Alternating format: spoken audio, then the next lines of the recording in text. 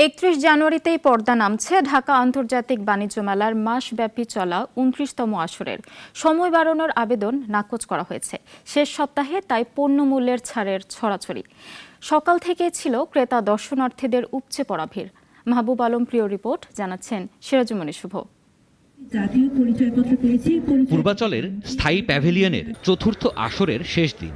ছাড় দেয়ার ঘোষণায় বেচাকেনা আগের চেয়ে বেড়েছে ক্রেতা সমাগম আর বিকিকিনি। শীত কমে যাওয়ায় ক্রেতার ভাটা পড়েছে শীতের পোশাক আর ব্লেজারের দোকানে। ছাড় দিয়েও ক্রেতা পাচ্ছেন না বলে হতাশ। ক্রেতা সমাগম বেশি গৃহস্থালী পণ্যের দোকানে। পরিবার পরিজন নিয়ে সবাই এসেছেন মেলা প্রাঙ্গণে।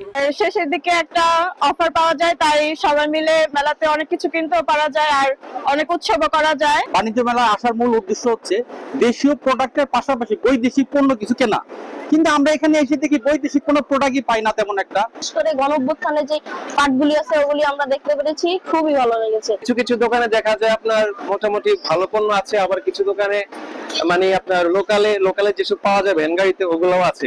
দর্শনার্থীদের নিরাপত্তায় ছিল ভ্রাম্যমাণ আদালত। জাতীয় ভোক্তা অধিকার সংরক্ষণ অধিদপ্তরের অস্থায়ী ক্যাম্পও আছে মেলায়। ইতিমধ্যে অনেকজনকে আমরা এখানে জরিমানা করেছি। বিশেষ করে আমাদের খাদ্য যে এখানে রয়েছে, ফুড যারা সেল করেন, ফুডের কোয়ালিটি এনশিওর করার জন্য কিন্তু আমরা মোবাইল কোড পরিচালনা করেছি। ছাড় চলছে প্রায় সব পণ্যে, তবে দাম ও মান নিয়ে বরাবরের মতোই অভিযোগ রয়েছে ক্রেতাদের। তারপরও শেষ দিনের মেলায় উপচে পড়েছে ভিড়।